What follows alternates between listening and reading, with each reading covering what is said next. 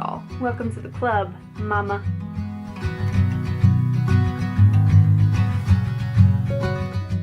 I am pregnant with number 2 and my first baby just turned 2. So I'm going through all of my notes. I'm going through everything. I'm like, oh my gosh, I'm really gonna do this again? Yes, I am. And I'm a lot more prepared this time. So I don't have those fears. It's more of just like, wow, I'm gonna be really hungry. And my boobs are gonna, but we'll get to that later. If you enjoyed this video, make sure you give it a thumbs up and subscribe because I upload new videos every single week. It's all about motherhood, health, a little bit of baseball because my husband plays professional baseball. Come along on this adventure with me. I'm not an expert, whatever. I don't know, I just try to like go through life with humor. So let's dive into my 20 tips for first-time moms. Number 1, don't let other people scare you.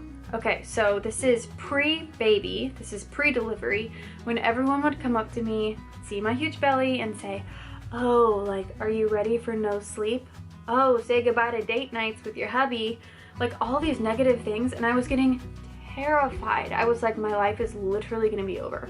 And nobody really knew that I was having this battle in my head, but I was getting really nervous because I was like, no one's making it sound great at all. Fear not.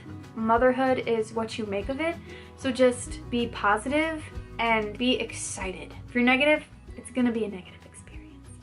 Number 2, if you say this exhaustion is temporary, literally out loud to yourself, it's not as bad. I had to do that all the time. Here are 3 tips for getting through your sleep deprivation. 1, sleep when the baby sleeps. I know you've heard this a million times. You'll feel so much better. You'll make healthier choices in your eating. You'll be a nicer wife, a nicer mom. Just sleep.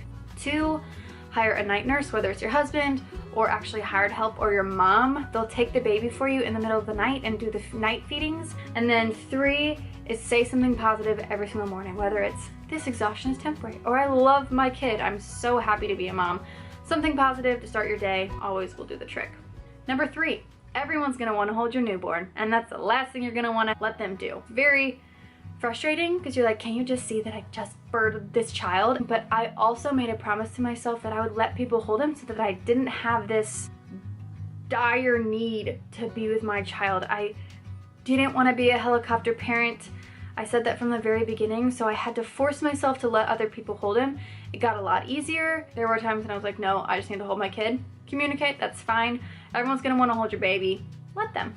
4, let your husband help. This is a huge tip. They don't have motherly instincts. We women are just born with this instinct, like, I know how to take care of a child. Like, you just, it's so cool when it actually happens. You have to teach them, but you also have to include them. It'll make your relationship stronger. It'll give you confidence and him confidence, and it'll actually let you have a break. If you need to go out for the morning, you can trust that everything's gonna be fine. It's just all around better for your relationship if you let the guys help. It's a tag team. You won't get as exhausted. Win, win, win, win. 5, don't buy everything. I know Pinterest, Instagram, YouTube, they have these amazing nursery pictures where you're like, oh my gosh, I want all of that. But I promise you, you don't need everything. You don't need the expensive things. You just need a positive mindset. So cheesy, but that's like the greatest thing you can do. You really don't need to buy a lot. It'll save you a ton of money, ton of time, ton of stress. 6, this is a night feeding tip. Don't turn on the light when you're breastfeeding in the middle of the night. Don't turn on the light when you're changing their poopy diaper, and you don't need to change them in the middle of the night if they're just wet. If you turn the light on, he or she will wake up a little bit more than you want them to, so just keep the light off. 7, don't stop taking your prenatal vitamins immediately after birth. Your hair will fall out a lot faster, you'll get a lot more weak and a lot more hungry, so keep your prenatals going, and when you go off of them, gradually, if you have one that can be cut in half, cut your prenatal in half and then take a day off and then take another half. If you stop immediately with anything in your body's gonna go through a shock, especially if it's good, clean nutrients. Number 8, have emergency diapers everywhere. 9, this comes from my health side and my health background. Newborn babies are the most susceptible people for being affected by toxins. Oh, I mean, I could do a whole video on this, but I'm talking about your laundry detergent, your perfume, your home scents like plugins, anything like that. those babies are going to be highly affected by that, whether it's giving them asthma or eczema or any type of skin rash or irritation or GERD. They are so highly affected, and it's such an underrated conversation in motherhood. My husband, I had to tell him to stop wearing cologne for a period of time because I don't really wear perfume. I don't like the chemicals in them.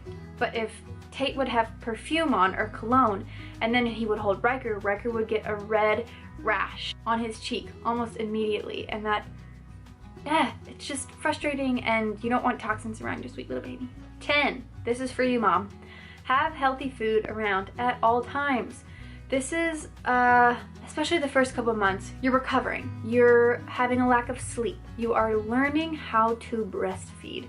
You're learning how to take care of a child, yourself, and your husband all at the same time. It's a huge transition. So I say all of that because when you're stressed, when you're exhausted, you want to reach for sugar, fat, greasy food, and that's the last thing you need. That's the last thing your baby needs through your breast milk. So just always have healthy snacks on hand. 11, get a milk steamer. It will save your life and save a lot of time. 12, this is all about the breasts. I felt like I couldn't say boob because this is going on the internet, but it's a huge part of motherhood, especially the first couple months. The top 3 things I wanted to share were nipple balm. I didn't have any problems with my nipples because I had nipple balm and I put it on religiously. Number 2, breast pads.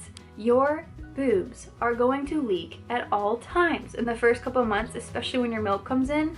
Like, you could be sitting there having a nice conversation and your shirt would just get soaked. It just happens. If you hear a baby cry, you're gonna leak, I promise. Get breast pads. 3, invest in like 1 or 2 really comfortable nursing bras. They have like little clips and you just fold the flap down and you can breastfeed super easily. It's such a good investment. I'm very minimal. That's like the extent that I would get. I think I had 2, yeah, and it really helped. 13, when the baby is crying, stay calm. It is so easy to get frazzled, but if you get frazzled and you get stressed out, your baby can feel that stress. Tell them, literally tell them it's okay to cry. It is okay, you are safe. They are so much more intelligent than you give them credit for. I think that was one of the best tips that I had ever read in a book, was just stay calm, don't get on their level. Like, be the parent, be the adult. You'll thank yourself. 14, baby acne, eczema, bald spots that they get from sleeping and like moving their head. Don't worry about those things. I was so self-conscious when Riker had like a rash on his face or his bald spot. It lasts like a few weeks. They won't even remember it. Nobody else will remember it. And call your doctor instead of Googling, because there are so many things on Google that could freak you out about like what's actually going wrong. Call your doctor. They'll put you at ease. Don't worry about their sensitive skin and their hair loss. They'll get cute, don't worry. 15, keep a bedtime snack for your night feeds really close by. Something that's not loud, something that won't wake up your baby. For me, it was a Go Macro Bar. I literally had a Go Macro Bar a night for about 3 months, and I lost all my baby weight. So it like wasn't a bad vice, it wasn't unhealthy. Oh, and keep water next to you at all times. When you breastfeed, it's literally just liquid draining out of your body. Within minutes, you will feel like your mouth like I need water. 16, so before I had the baby, everyone was freaking me out about how you're never gonna have one-on-one time with your hubby anymore. False. It is so false. If anything, I fell more in love with my husband, and distance makes the heart grow fonder. Take this from a family in the baseball industry and a baseball wife. When you're busy with your baby all the time, you crave time with your husband, and when you get it, it's so intentional, it's so sweet. And honestly, like, I think Tate and I just went to the movies in our sweats one night when Riker was really young, and my mom was just like, go out, go to dinner, do something. You have other priorities now, and you're kind of on a milk schedule, but you need each other and you will feel it. So don't worry about not seeing your husband. You'll see him and the time will be so much better together. 17, okay, this is gonna like probably throw you for a loop, but we were on baseball schedule and I wanted to go to his games. I didn't want to miss out, and I also wanted him to see Riker because he would you know, wake up at 10 or 11, be at the field till 10 or 11. So what we decided to do was put Riker to bed after the baseball games, and then Riker would sleep. Obviously I'd feed him in the middle of the night, but he would sleep till 10 o'clock the next day. So anybody who asks me, I tell them put your kid to bed late. Let them have a late bedtime and they'll sleep in, most kids will sleep in like the full 12 hours. Like if we put Riker to bed at 11, he would wake up at 11. It was amazing. And I got so much done in the mornings. Like I would be able to pump, work out, have my breakfast, then he would wake up. Try it.